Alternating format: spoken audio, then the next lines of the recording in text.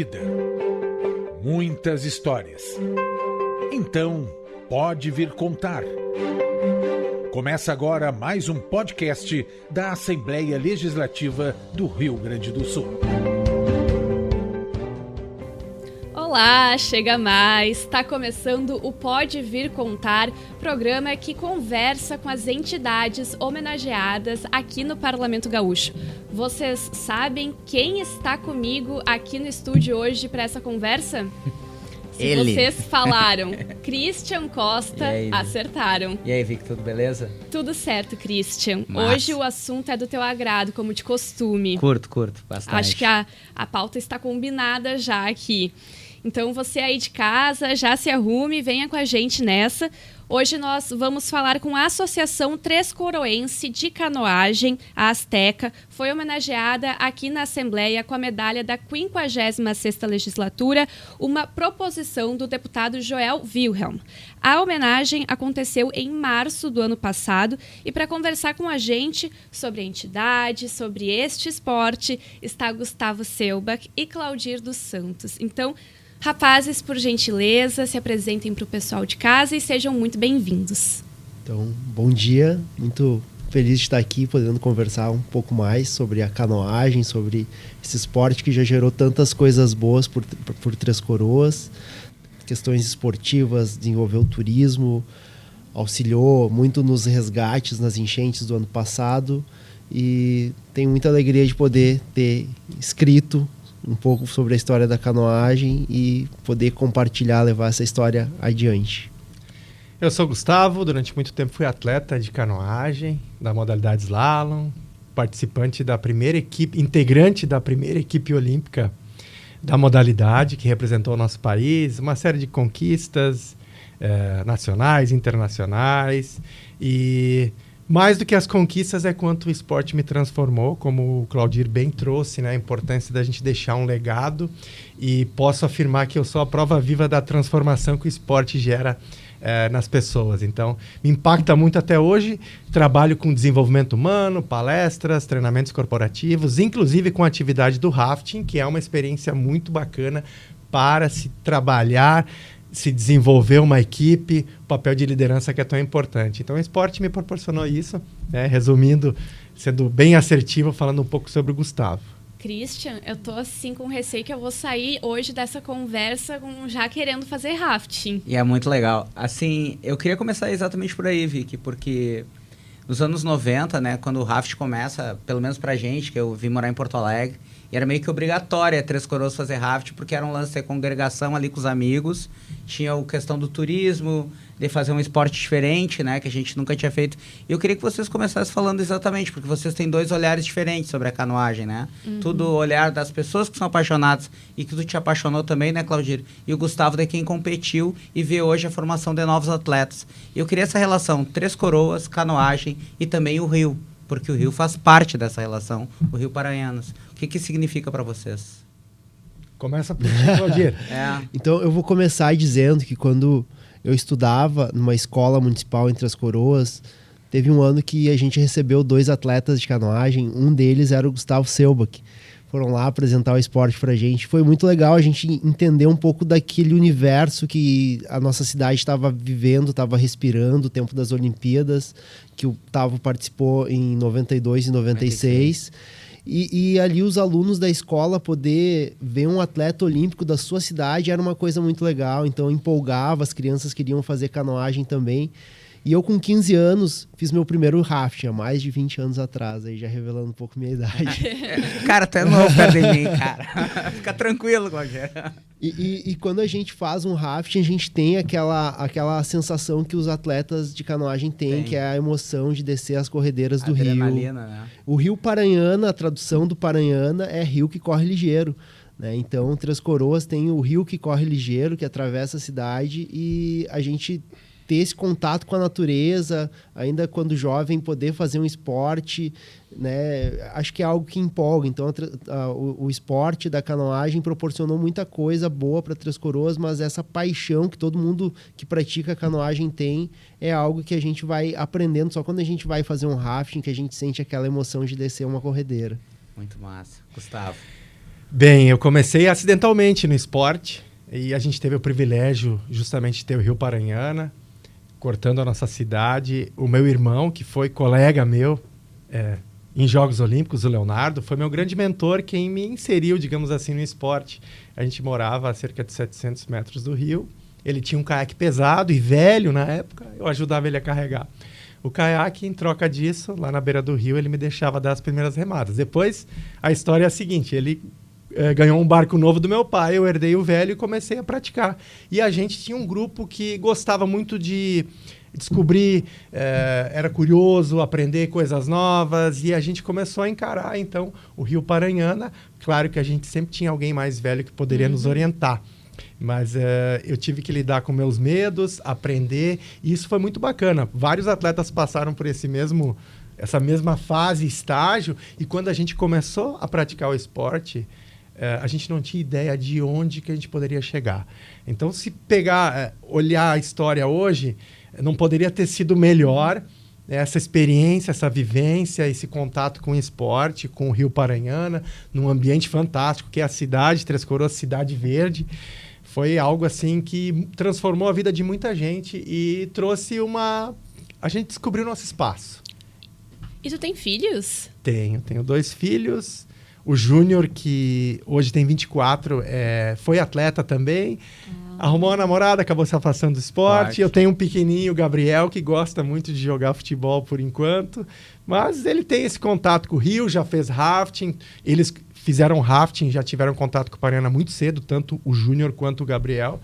Então, é deixar ele se descobrir também, né? Eu fui técnico, inclusive, do Júnior, que foi um grande desafio para mim, porque como pai e técnico, é preciso encontrar o equilíbrio perfeito. Coloque a tua expectativa no filho, quer que ele desempenhe como tu.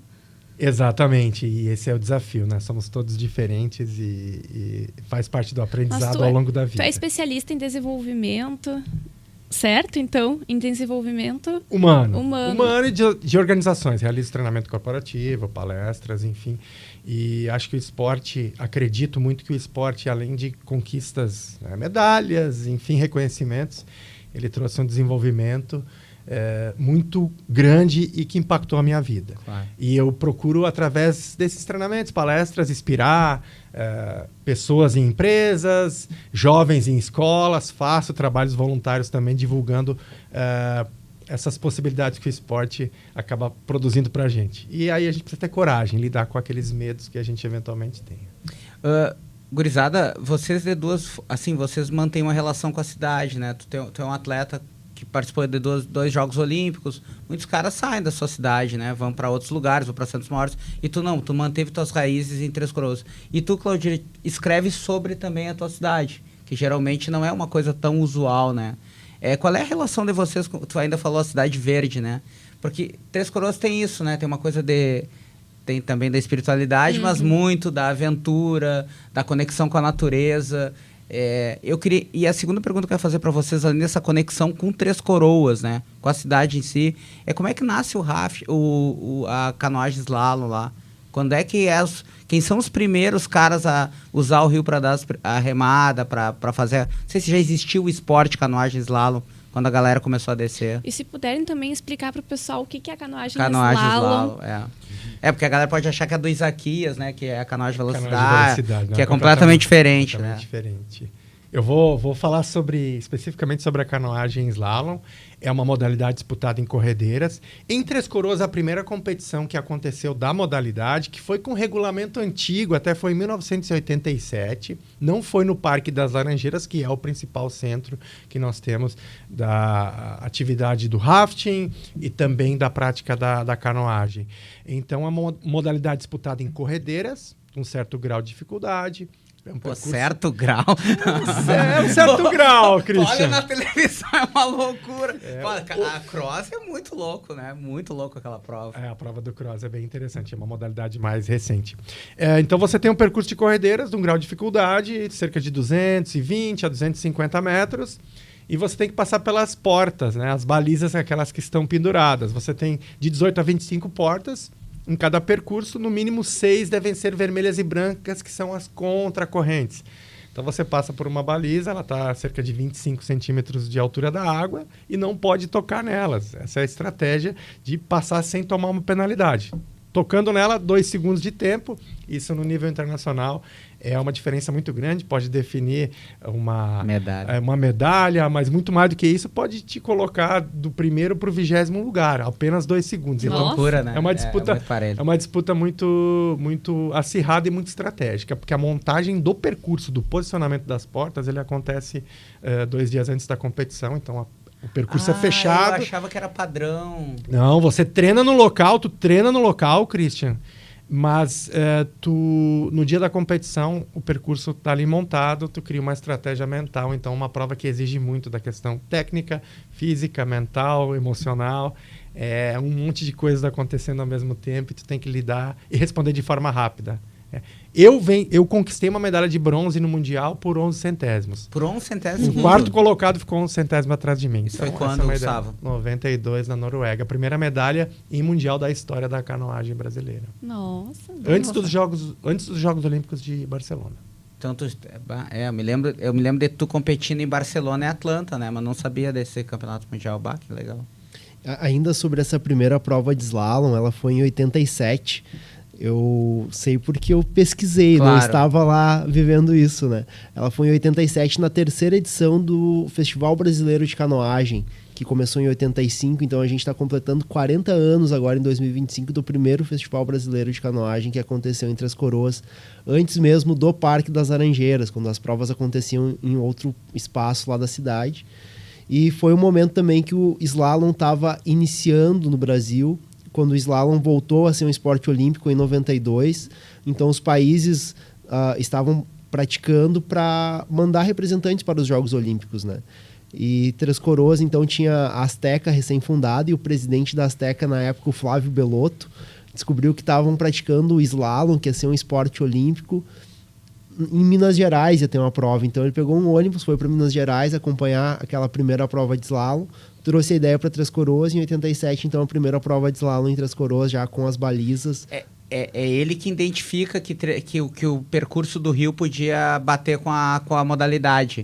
A galera não praticava canoagem. Exatamente. E é um parêntese, Christian, muito interessante, porque a gente tentou praticar a canoagem em velocidade. Ah, é? Tentamos. Sim, conquistamos alguns títulos. Competimos no Vale do Taquari, Estrela, Lajeado. Quando tu fala tentamos, é tu ou galera de Três Coroas? A equipe de Três Coroas. Mas Coroas. Aí a questão do Rio não oferecia condição para fazer a canoagem em velocidade. Então a gente foi uma descoberta. Antes a gente fazia uma prova de descida, que era um percurso de 10 quilômetros, livre, com corredeiras. E depois a gente foi, então, encurtando a prova, digamos assim, até chegar no slalom, que enfim, voltou ao programa olímpico em 92 em Barcelona. E eu sempre falo que a Azteca, o clube, foi fundado em 86. Houveram movimentos antes, que foram os festivais de canoagem, que começaram em 85. Em 6 anos de fundação, a Azteca conquistou a primeira medalha do Brasil, que foi essa em 92. Teve a primeira equipe olímpica da modalidade de canoagem slalom. E, no final de 92, Três Coroas havia se candidatado a sediar o Mundial de 1997. Foi a primeira vez que uma cidade fora do continente europeu ou norte-americano foi escolhida para sediar o Mundial. Então, foi um ano, em 6 anos, a Azteca revolucionou, fez coisas que não imaginava e a gente tinha muito comprometimento. Foi realmente um trabalho em equipe onde tinha gente dentro d'água, tinha gente fora d'água atuando para criar as estratégias para a gente construir esse legado que foi permanecendo, foi se estendendo ao longo do tempo e que segue até hoje. É legal que dá para perceber o teu entusiasmo assim quando lembra disso. Exatamente, a gente fez um trabalho em equipe muito interessante, embora a modalidade de canoagem seja individual, a gente está falando do alto rendimento, é um trabalho coletivo, né, que exige muito de colegas de equipe, dirigentes, de visão, de apoio, enfim, tudo que está à nossa volta. E hoje o esporte está em outro estágio e vocês colaboraram e muito para isso também, né, Gustavo? Com certeza, aquelas portas que a gente abriu lá em 92, 89, a própria realização do Mundial, que foi algo onde nós ainda éramos atletas e a gente canalizou energia para o evento, para que o evento fosse um sucesso. Então a gente abdicou de entrar no Mundial de forma mais competitiva para cuidar de todo o ambiente. Para dar tudo certo. Para dar tudo certo, E Christian, vamos voltar então ao assunto de Três Coroas, a importância, né, do esporte para a cidade, também para promover o turismo, a relação de vocês com a cidade. Então, só para complementar o que o Gustavo estava falando daqueles primeiros anos da Azteca, em 89 a cidade de Três Coroas recebeu o Mundial Sul-Americano, primeira prova internacional que Três Coroas recebeu já. Então ali também as pessoas começaram a olhar para a canoagem de outra forma e a cidade começou a respirar mais essa atmosfera da canoagem, né? Acho também que o período de desenvolvimento da canoagem, principalmente nos anos 90, causou um encantamento por muita gente. Muita gente queria praticar a canoagem, muita gente não se tornou um atleta olímpico, mas se tornou um guia de rafting. Muita gente não se tornou um atleta olímpico e nem um guia de rafting, mas se tornou uma pessoa que aprendeu a gostar do rio, gostar da natureza, a preservar a natureza de uma forma diferente. O próprio Tonho Croco criou a música Preserve, inspirado numa camiseta da canoagem que dizia Preserve nossos rios. Inclusive, música Preserve, que faz parte do filme sobre a canoagem que a gente lançou agora o ano passado. Então, quem quiser acompanhar lá no YouTube, Nas Águas do Rio que Corre Ligeiro. Claudir, durante o teu processo de escrita aí também para ti foi uma descoberta. Tu não sabia de todas essas histórias, né? Tu foi da narração oral da galera das antigas, até mais velho que o Gustavo, te contando isso. Porque assim, vi que nos anos 90, eu tenho quase 50 anos, tenho 49. Para mim, Três Coroas era a meca da canoagem. Mas aí vocês estão me explicando que, calma, a galera que foi transformando Três Coroas nessa meca da canoagem. O troço não surgiu do nada, assim, né? E pra ti foi um processo de descoberta ali, escrevendo livro também, acredito eu. Foi muito. Eu tô dizendo um monte de bobagem. Não, cara, não foi isso. Quieto. Eu via que tinha um monte de gente apaixonada pela canoagem e, assim como muitos escritores registram a história do local onde estão inseridos, Jorge Amado na Bahia, Érico Veríssimo no Rio Grande do Sul. Eu estava ali naquele contexto de Três Coroas e a gente, quando está na faculdade de comunicação, a gente pensa, a comunicação é um negócio para mudar o mundo. Então a gente fica ali naquela situação, tem que trazer esse amor dessas pessoas, de alguma forma fazer o registro dessa história para que isso não se perca.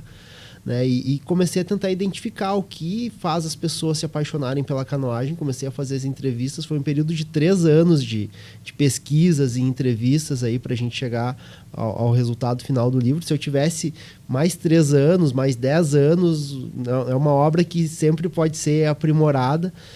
Mas a maior dificuldade foi entender que aquelas pessoas tinham aquele amor pela canoagem, não só pelo esporte, mas pelo que aquilo proporcionava para a qualidade de vida delas também, para como as pessoas haviam carregado aquilo para formar quem elas são. E o maior desafio, acho que, para o escritor é tentar trazer esse sentimento, traduzir, não contar a história, mas contar o que a pessoa está sentindo. É muito difícil mesmo. E o rafting, tu falou que era uma febre, né? Era nos anos 90. Seria tipo como o beach tênis é hoje? Ou eu tô falando besteira? Não, a galera pode explicar melhor aí. Digamos que é um pouco da sensação do que os atletas passam ali descendo as corredeiras. Tem até o rafting noturno, eu fiz também, é bem legal, assim. Exatamente. O que o rafting proporcionou? A gente tinha aquela experiência individual de fazer canoagem, descer as corredeiras do Paranhana. O rafting proporcionou isso para outras pessoas. De uma forma mais segura também. Claro, o rafting totalmente. É uma embarcação maior, mais segura. Então, as pessoas tiveram a sensação que nós tínhamos dentro do caiaque, de uma forma diferente. E o rafting, ele vem como uma ferramenta muito importante também para dar sustentabilidade à canoagem. Sim. Por quê? Porque vários atletas, eles treinavam ao longo da semana, estudavam e, final de semana, faziam rafting, trabalhavam como instrutores. Então, isso facilitou esse caminho, né? O desenvolvimento deles, a comunicação, né? Esse relacionamento interpessoal que exige do instrutor, foi um aprendizado e que deu vida, digamos assim, esperança para muitos atletas se manterem mais tempo competindo no ambiente competitivo, por poder treinar durante a semana e final de semana vamos fazer o rafting, vamos trabalhar e ter o recurso, não porque dá grana, é bastante né? limitado. Porque exatamente. o esporte olímpico sempre teve essa dificuldade, né, Gustavo? Sempre teve essa dificuldade e para quem não alcança primeiras posições, ainda segue dessa forma. Claro, lógico. Hoje existem apoios melhores, sim, um recurso financeiro que chega diretamente para o atleta, mas é uma bolha, né, de quem está lá na ponta, finalista, está ali dentro, tem todos os recursos, e quem está fora, está muito próximo, quer entrar para poder se beneficiar e se desenvolver e atingir melhores resultados. E como é o preparo de um atleta da canoagem antes de uma competição, assim? Ele é bastante pesado, digamos assim. É um treinamento que exige muito. A canoagem slalom não é uma modalidade física, ela é muito mais técnica, estratégica. Então, exige o desgaste mental, ele é muito grande. Porque tem um percurso para fazer, tem que traçar uma estratégia mental para poder realizar na água. Não é algo mecânico, é algo elaborado, estruturado, sistemático, que você vai lá, repete, tenta melhorar, porque a diferença é muito pequena. Sim. Se a gente pensar numa modalidade que é o atletismo Usain Bolt, quantos anos ele correu para conseguir baixar 2, 3 centésimos? É muito. Quando você chega no alto rendimento, é isso que acontece. A gente fala em questão de assim, né? Sim, é no detalhe. Exato. Então, são vários treinamentos. Treinamento em água, treinamento fora d'água. Eu, na minha época, fazia muito mountain bike, porque a região também tem essa possibilidade, muito morro para subir. A gente está próximo de Gramado, Canela e São Francisco. Então, mas... Isso básico, dava potência, muito treinamento. Isso dava potência. E também me tirava um pouco do ambiente do treinamento da canoagem. Me deixava um pouco mais, fazer um trabalho aeróbico, subir a montanha e tudo certo. Porque, desculpa te interromper, Gustavo, porque assim, tu vê, né, cara, eu amo esporte. Daí, olha só como a gente que é leigo tem um entendimento completamente diferente. Eu achava que ali não é a canoagem lá, eu gosto de todos os esportes, mas ali na remada que tu tem que fazer a contra... que tu tem que dar a volta na bandeira ali, eu achava que era pura força, porque quando tu vê o rosto dos atletas e das atletas, parece que eles estão fazendo, e aí tu vê e diz, não é força, é pura técnica. É técnica e, por incrível que pareça, tu precisa, num ambiente instável como é a corredeira, hoje são canais artificiais, utiliza muito mais as pernas do que os braços, porque ela dá equilíbrio. Então é aquilo que os olhos não enxergam. O esforço que o atleta faz no core, né? Que é abdômen, a lombar e as pernas para dar equilíbrio, porque a água é muito turbulenta. Então, você precisa ter uma velocidade para conseguir dominar a embarcação. Então, hoje a preparação é muito diferente do que foi na década de 90. Mas eu vejo assim que é uma variada forma de treinamento e mentalmente é o que faz a grande diferença no final das contas. Por que o preparo é diferente? Hoje existe o trabalho funcional, que ele é mais próximo de um trabalho específico em água, fora da água. Você consegue fazer o treinamento funcional. A questão de própria recuperação se dá muito mais ênfase na recuperação também. A questão de suplementação, hoje os atletas de alto rendimento, todos eles utilizam. E tu tem a ciência. Tem uma estrutura à tua volta, depois que o esporte se torna olímpico, tem uma estrutura de filmagem, de estudo maior, que acaba dando uma consistência e sendo mais preciso o treinamento. E ele deixou de ser um treinamento geral para ser treinamento individualizado, para o que cada um precisa.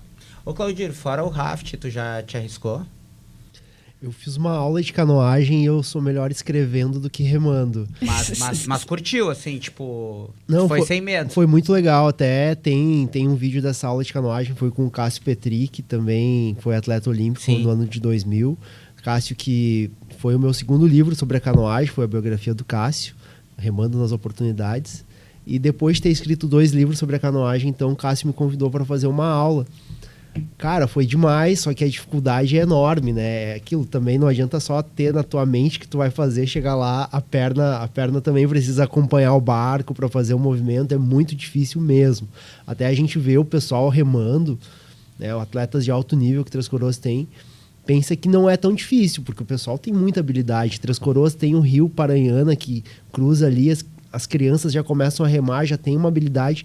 Três Coroas parece que é uma cidade para formar atleta de canoagem slalom, assim, é incrível. E daí na primeira vez que eu fui no barco, eu achei que eu ia conseguir remar como as crianças que estavam remando ali. Não, nem perto. Dificuldade de equilibrar o corpo dentro do barco. Então também tem essa questão, além do turismo, da inclusão social.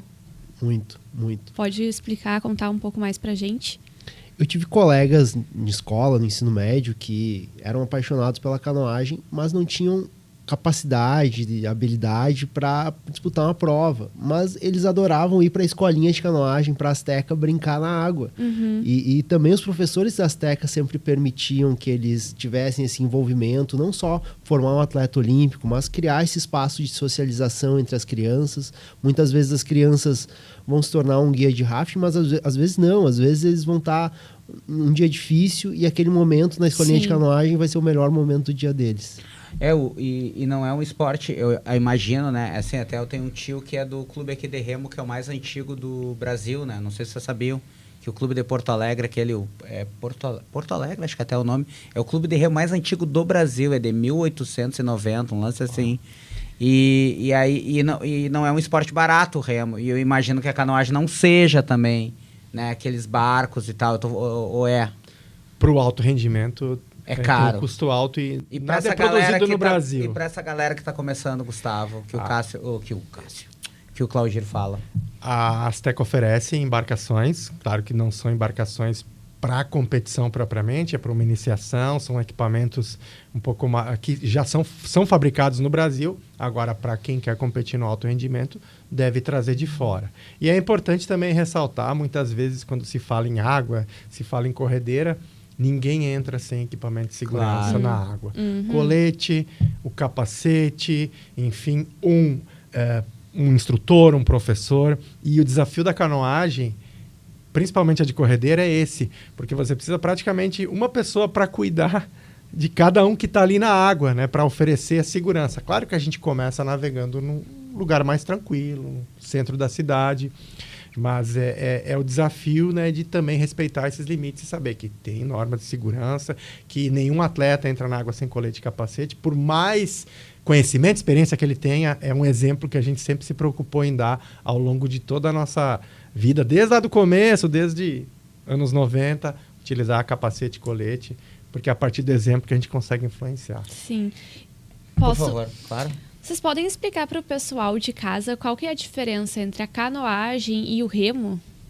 Porque a gente fala, né, remando nas oportunidades, mas a gente está falando de canoagem, então... Na canoagem também se rema, Victoria.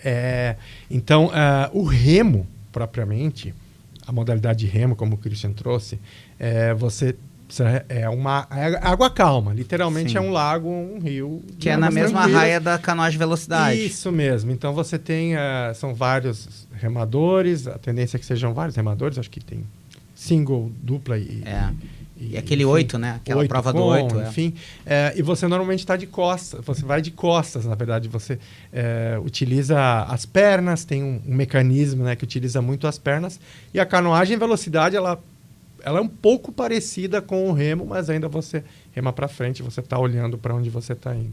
Então é bem diferente as duas. Seria mais fácil se a gente tivesse uma imagem para mostrar, né, quais as diferenças. Mas na canoagem você tem o remo também. Tem o remo da canoa, que é o remo de uma pá só, e o remo de caiaque, que é um remo de 2 pás. Eu vou pedindo, enquanto a gente conversa, se a produção puder colocar aí algumas fotos, né, pra gente ver a diferença entre o remo e a canoagem. Não, eu já tô sofrendo, porque acho que esse papo de merecer umas 2 horas. Eu já tô no processo de sofrimento, sabe? Porque agora vai ser uma coisa muito louca que eu vou trazer, assim, Vicky. Porque esse rio, que é o lance legal da natureza, da cidade, do acolhimento, em algum momento se transforma num inimigo, né? Como é que é isso? Esse todo o trabalho que a Azteca teve na enchente. Mas aí eu fico pensando naquelas crianças que tinham uma outra relação com a água e que foram afetadas pela enchente. Daí ela já vê a água como um perigo, o que destrói a vida dela. Como é que também trabalhar... Fora vocês terem ajudado muito nas enchentes, que agora vocês vão poder falar calmamente com a galera, fazer essa linha do tempo. Como é que é hoje trabalhar essa nova relação que a cidade tem com a água? Como é que está sendo isso? Posso começar? Pode.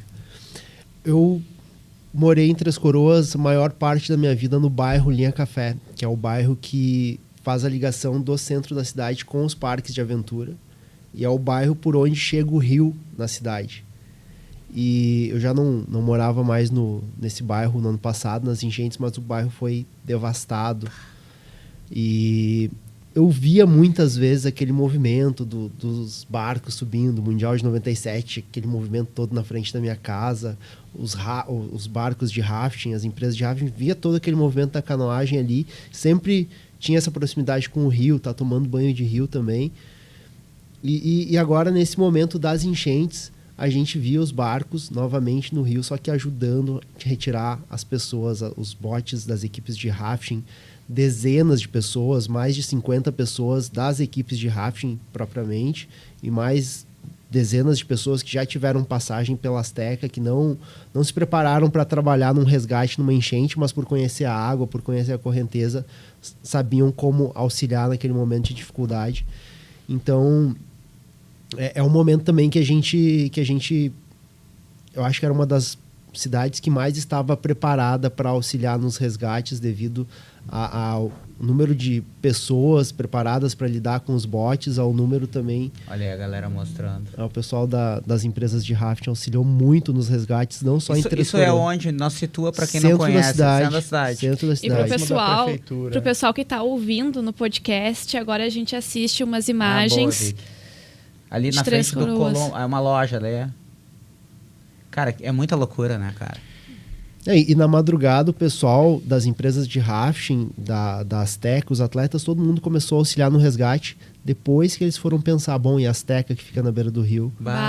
E os barcos da galera que tá lá no Parque das Laranjeiras, o pessoal perdeu o equipamento, ficou arrasado, né? Sim. E como é que tá sendo trabalhar essa relação dessa gurizada mais nova agora com a água, Gustavo?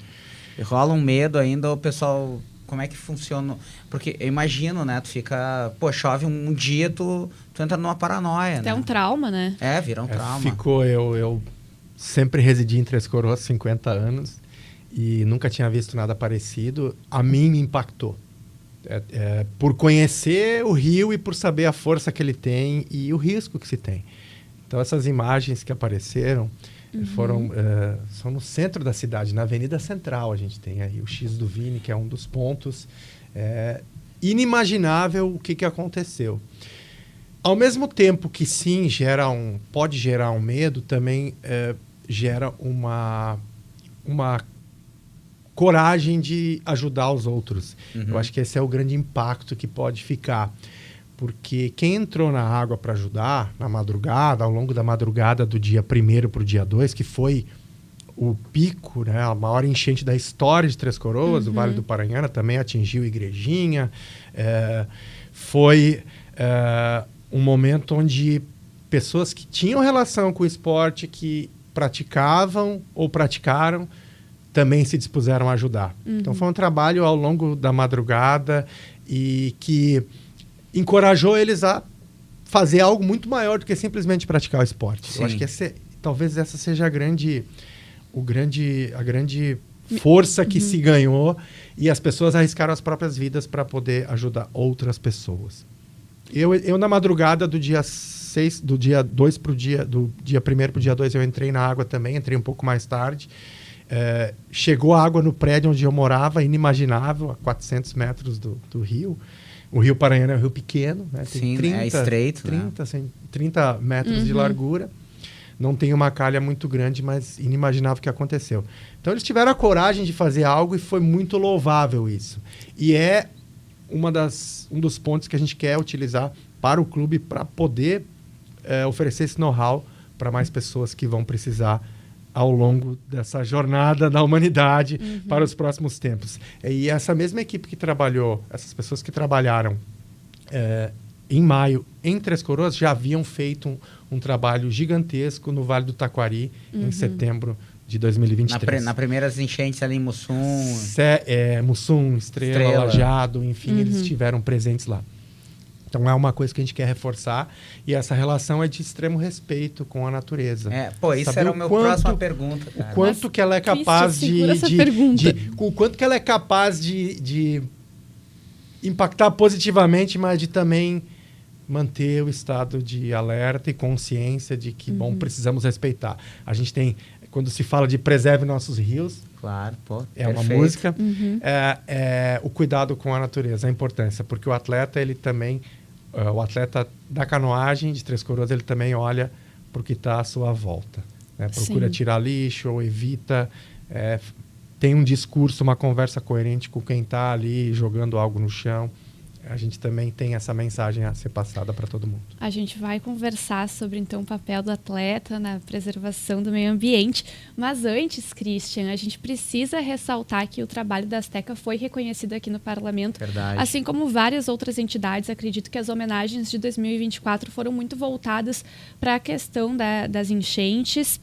E como eu comentei lá no início do programa, a homenagem partiu do deputado Joel Wilhelm. Eu sempre me confundo para falar, gente, o deputado Joel. Vamos, Joel. Vamos, Joel. E a gente vai conferir agora, então, um trechinho do discurso dele nesse dia. No primeiro momento, podemos pensar na Asteca meramente como uma importante associação esportiva, o que já seria grandioso, mas é preciso ter uma visão mais ampla para entendermos de fato o impacto da Asteca para Três Coroas, Vale do Paranhana, Rio Grande do Sul, Brasil e o mundo. Podem achar que eu esteja exagerando, mas não estou, e apresentarei fartos argumentos.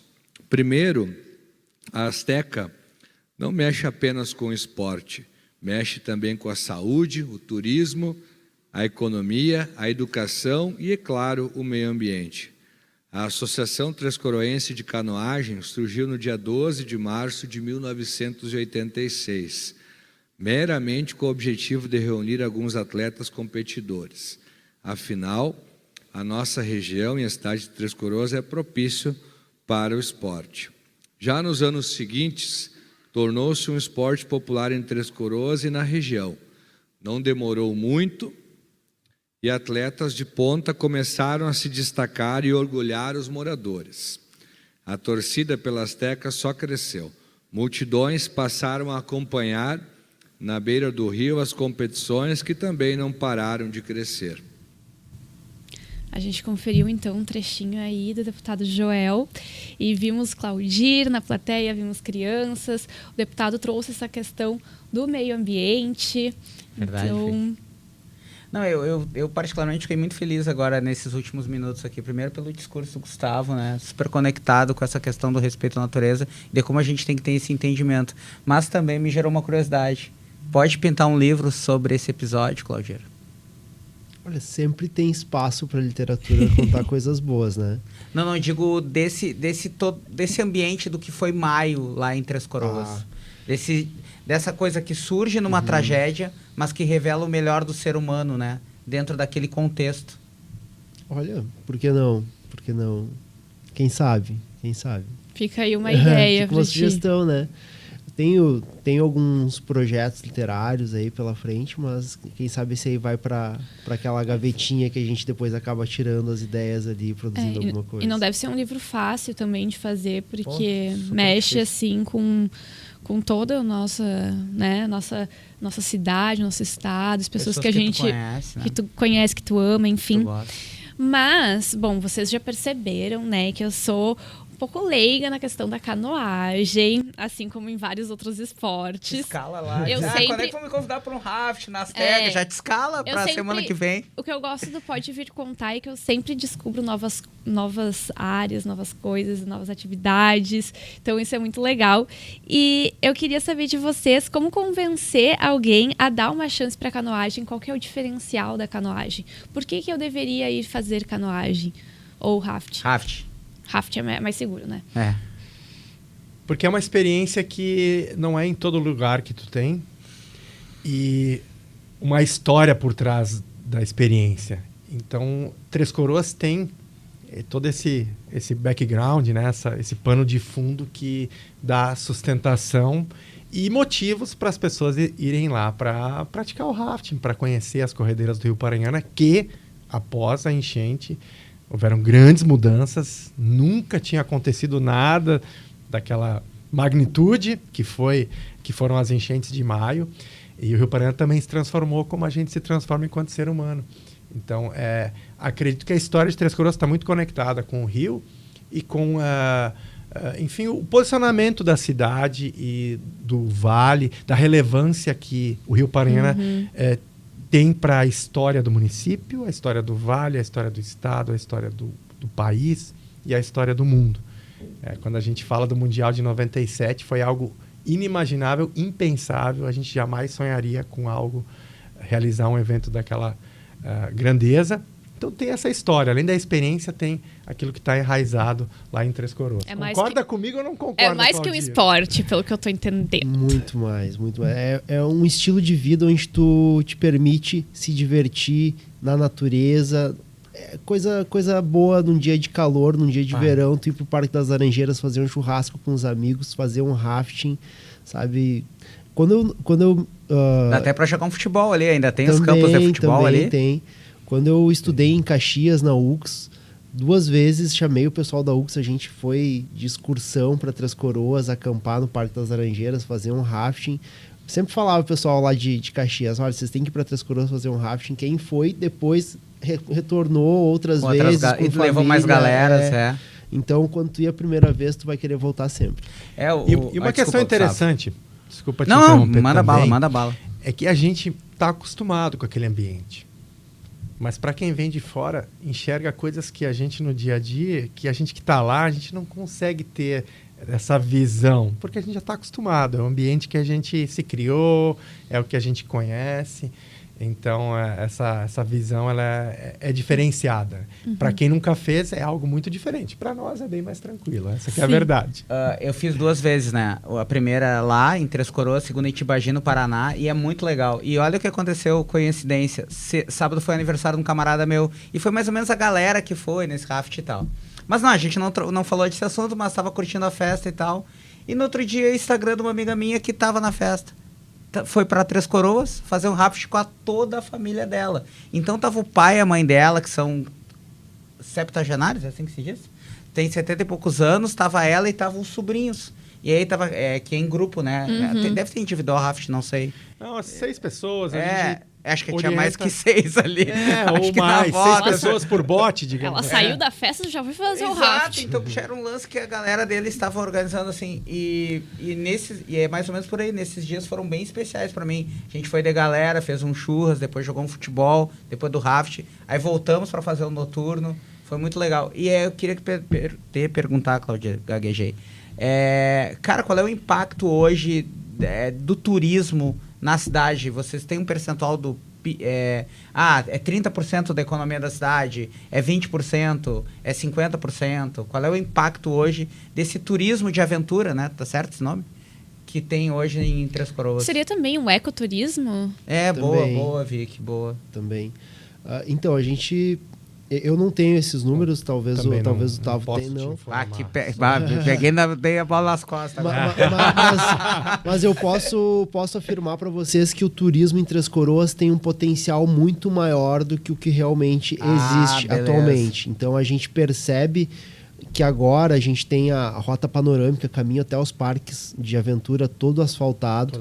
A gente percebe que isso vai possibilitar uma tranquilidade, um conforto maior para os visitantes irem até os parques, fazerem as atividades e retornarem depois. Porque antes a gente tinha uma atividade muito legal dentro do parque, mas o deslocamento para chegar até lá era um pouco complicado e acabava prejudicando a experiência das pessoas que iam até lá.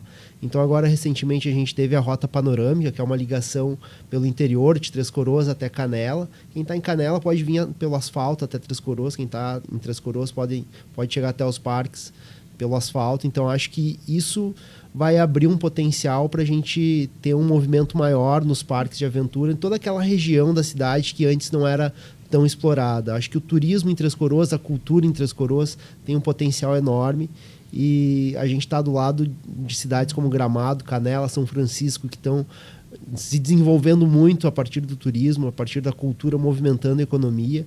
E com certeza, essa é uma engrenagem que quando girar vai movimentar muito a economia. O que a gente pode falar complementando o que o Claudir trouxe, o número de visitantes nos parques em final de semana de temporada, que é o verão, a gente tem aí por volta de 2.500 a 4.000 pessoas visitando os parques num final de semana. Não são todos que praticam rafting, claro, certo? Mas é bem considerável. Assim. E também ao longo da semana pessoas visitam os parques. São vários parques. Posso fazer uma pergunta? Claro. Gustavo, então tu já praticou a canoagem em vários países. A gente estava conversando antes do programa iniciar. Mas eu presumo que Três Coroas é o teu lugar favorito para praticar o esporte. Mas, e outros lugares, outros países, assim, como é que foi? Como é que foi essa experiência? Tem alguma que tu ressalte? Eu passei perrengue também, viu? Mas chegou a dar um medão, assim? Chegou, porque a primeira viagem que eu fiz para a Europa foi muito maluca. Eu tinha 14 anos, em 89, não tinha caído o Muro de Berlim. Então foi uma experiência incrível que eu tive. Meu irmão estava junto e mais outros 2 atletas de Três Coroas. Tinha pessoas mais velhas que praticavam canoagem de São Paulo, que depois se tornaram técnicos da gente com o passar do tempo. Então a gente teve uma série de experiências pela Europa, principalmente, que é o local, o grande centro onde acontecem as principais competições, onde a competitividade é maior. Não teria como ressaltar, assim, talvez um local ou outro. Vou falar que em 92 a medalha da Noruega no Mundial Júnior, até 18 anos, foi impactante para mim. O local, enfim, o contexto em que essa medalha foi conquistada. E eu sempre digo, fui eu que conquistei ela, mas ela é uma medalha de todos. De todos os dirigentes, de todos os colegas de equipe. E foi um local que me marcou bastante também. A Noruega, mas a Europa como um todo, locais fantásticos, muito bonitos também. E principalmente o privilégio de ter aprendido com os melhores na época, que deram essa oportunidade para a gente. Os europeus acolhiam a gente. Quando a gente chegava para competir, eles chamavam os meninos do Brasil. A equipe do Brasil era composta essencialmente por atletas da Azteca. A gente chegava e acampava. Esse era o formato que a gente tinha de hospedagem na Europa. Ai, tu deve ter um monte de histórias, assim, para contar para os teus filhos. Muita coisa. Tem muita coisa que às vezes eu vou contando, vou lembrando e tem muitas histórias. Uma grande bacanas. aventura. Uma grande aventura, que começou lá em 89, a primeira viagem. Depois daquilo eu decidi que eu nunca mais queria deixar de praticar esse esporte o quanto que ele me permitisse. Rende livro, hein? Já vamos fazer uma biografia. Eu tenho um escritor que eu conheço, Claudieiro, não sei se conhece, sabe quem é. Olha, cara, dá uma faladinha com ele, Gustavo, dá uma faladinha com ele. Cara, conversei com ele um pouco hoje, no caminho hoje. O cara é gente boa. Mas olha só a loucura da mentalidade do atleta de alto rendimento, né? Eu tava vendo uma entrevista do William Lima, do judô, esses dias, ele falando tudo que ele tem que passar e tal, foi medalhista de prata. E eu lembro, aí quando a Júlia falou que a gente ia entrevistar o Gustavo, o Gustavo Selba, conheço, me lembro de Barcelona, Atlanta e tudo mais. E eu lembrei de uma história, cara, eu acho, hoje eu acho que não é assim, mas a canoagem de slalom, se eu não me engano, era das primeiras competições que aconteciam, das primeiras modalidades que aconteciam na Olimpíada. E eu lembro que, eu não me lembro se vocês foram os primeiros a chegar, porque tinha aquelas matérias, né? Os primeiros atletas brasileiros chegando em Atlanta e tal. Mas eu lembro que a Olimpíada ainda estava rolando e vocês já tinham voltado para Três Coroas para treinar. Sabe, vocês estavam treinando durante os Jogos Olímpicos. Olha só a mentalidade do cara. Eu tô viajando, era assim mesmo? A gente teve, logo após os Jogos Olímpicos de Atlanta, a gente teve a última etapa da Copa do Mundo em Três Coroas, que foi um pré-mundial. Né? Em 97 iria acontecer o Mundial. Eu não tô lembrado exatamente do fato, mas é algo assim. A gente voltou já para treinar, se preparar para essa prova, que era também importante para a gente encerrar a temporada bem. Falando nisso, assim, agora falando um pouquinho mais da modalidade do esporte, né? Tu acompanha hoje como comentarista e também como treinador e enfim, e na Azteca. Qual o impacto da Ana Sátila para canoagem slalom? É gigantesco, porque a gente vê ela agora competindo em Jogos Olímpicos, mas ela foi campeã mundial júnior em 2014. Pan-americano, várias vezes. Então ela criou abriu a modalidade, apresentou ela na TV aberta, o que é muito importante. Antes era muito restrito. Eu sou comentarista do Sport TV, então ficava um pouco restrito essa divulgação, dar maior visibilidade para o esporte. Ela tem um papel fundamental. E uma questão interessante com relação à Ana Sátila. Me chamaram anos 2010, 2015, não me lembro bem, para ser o treinador dela. Sério? E eu não aceitei na época. E hoje tu te arrepende? Não digo que me arrependo, mas teve um mérito muito grande de esforço da Ana Sátila e de quem trabalhava com ela. O pai dela, o seu Cláudio, foi uma pessoa que influenciou ela muito e ela conseguiu quebrar barreiras inimagináveis. A gente tinha dificuldade em ter homens se destacando na modalidade e a Ana Sátila quebrou justamente isso que eu ia comentar, o impacto dela também representando as mulheres no esporte. Como é que é a participação das mulheres no esporte da canoagem? A canoagem é bastante restrita. A Ana Sátila tem uma irmã que é muito próxima, a Almira, que compete bem, mas o esporte ele tem a tendência, sim, por questão de lidar com um desafio maior, que é ninguém gosta de tomar gole d'água. Essa que é a verdade, tomar um caldo. Então ainda tem uma representatividade bem maior dos homens, dos meninos na modalidade. Mas a Ana provou que é possível. Eu acho que ela deu um espelhinho para todo mundo. Olha, é possível. Claro que tem que treinar duro. E ela sempre valorizou muito o treinamento, o processo, aprendeu a lidar com dor, com dificuldade, teve que lidar com frustração também. Então, é um pacote completo que ela teve, ela passou por essas etapas. Hoje ela está bem estabelecida, né? Tem um posicionamento, uma autoridade no cenário olímpico brasileiro e internacional também. E agora também temos meninas praticando canoagem na escolinha da Azteca. A gente viu até uma menina aqui na homenagem. A Maria Clara, que apareceu ali, aparece também no filme. Ganhou a primeira medalha dela ano passado. Ficou emocionada no Campeonato Brasileiro, que aconteceu no Paraná. E acaba inspirando também novas meninas, né? A Ana Sátila inspirou e agora tem essas meninas já praticando, ganhando medalha, que inspira novas meninas a praticar. Agora é o desafio agora dessas pessoas que são ligadas à parte diretiva, né? Não deixar esses fenômenos, né? Passar e tu transformar o esporte, começar a ter massificação do esporte, tem né? incentivo. Não só pelo alto rendimento, mas pela inclusão social, são várias questões que o esporte abrange. Principalmente fortalecer os clubes. Isso é fundamental, fortalecer os clubes. Existe o centro de treinamento da elite nacional, ok, mas os clubes também devem ter Azteca se encaixa nisso. Azteca se encaixa Falando nisso. em Azteca, eu vou pedir também para o pessoal colocar o Instagram da entidade aqui na tela para a gente ver o que anda circulando por lá. Já vemos o Gustavo aqui. Dá para rolar um apoio? Como é que funciona isso, Claudir, assim, de apoio? Aqui são as crianças que fazem parte, né, Cristian? Sim, os adolescentes ali. Vamos ver. Como é que essa entidade se sustenta? Como é que funciona isso aí? Então, acho que até o Gustavo pode responder com mais propriedade do que eu. Eu sei que a Azteca está passando por um momento de reconstrução. Depois da enchente. A Azteca teve a sua sede destruída, né, e fica na beira do rio, e também a sede dos bombeiros em Três Coroas, que fica numa região mais central da cidade, próximo ao rio, foi destruída. Após as enchentes, então, os bombeiros ganharam uma nova sede e a Azteca foi, então, realocada nesse espaço que anteriormente era a sede dos bombeiros, que é num espaço bem central na cidade, próximo a duas pontes que a gente tem, uma ponte coberta e a ponte da avenida principal de Três Coroas, onde começaram os primeiros barcos de canoagem a entrar na água.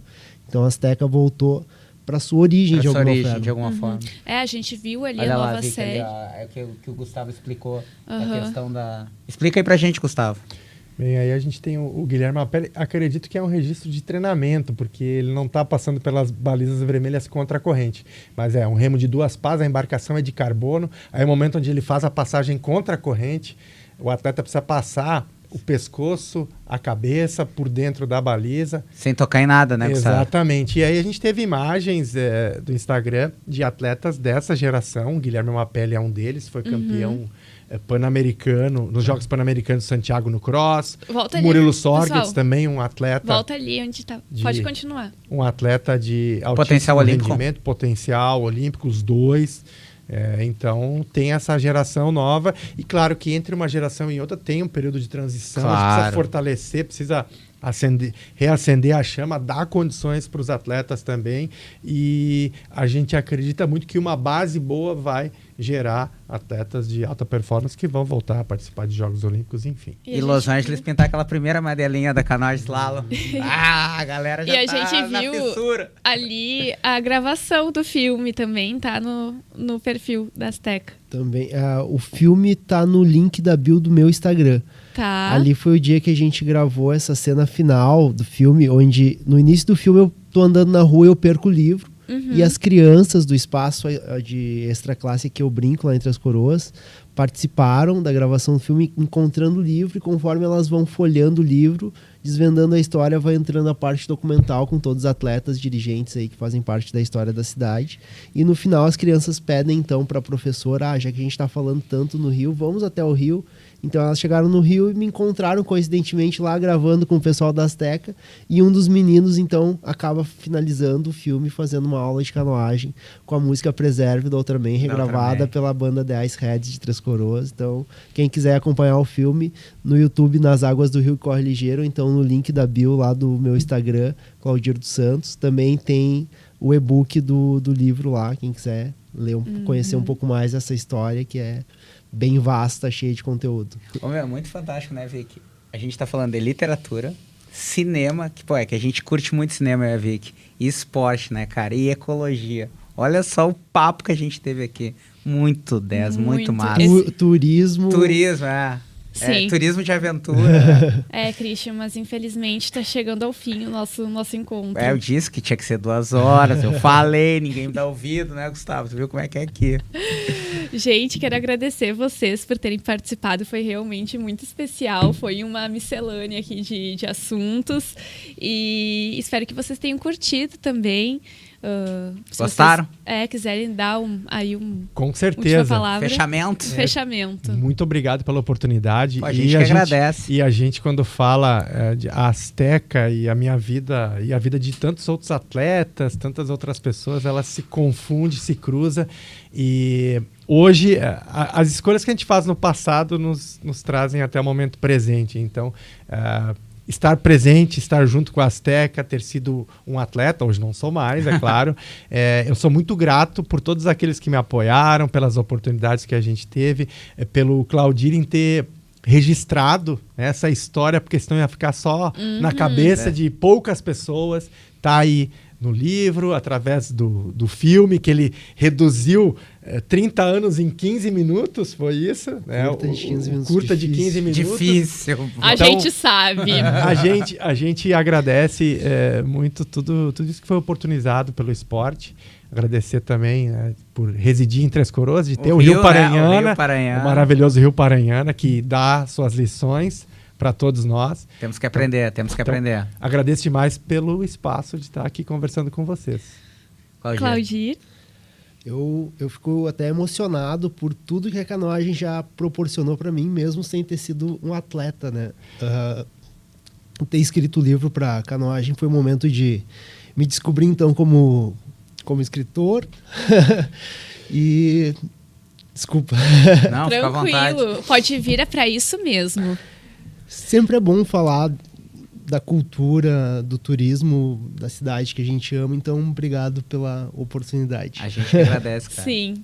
Então, pessoal, vamos deixar o like, vamos se inscrever, vamos compartilhar o grupo de WhatsApp. Vamos fazer a nossa parte entrar agora. Entrar no Instagram do Claudir, ver o filme, comprar o livro, ver no e-book, né? Como é que a galera acha o livro. O livro está disponível gratuitamente lá, o e-book. Quem quiser baixar. Já.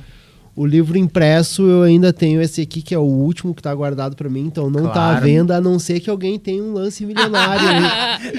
Se alguém tiver, comenta aqui, hein? Comenta aqui. Muito bom, muito bom. Mas parabéns por registrar toda essa história. Verdade, realmente parabéns assim, mesmo. Testemunha do que tá acontecendo na tua cidade. Pode vir contar. Este podcast é uma produção da Assembleia Legislativa do Rio Grande do Sul.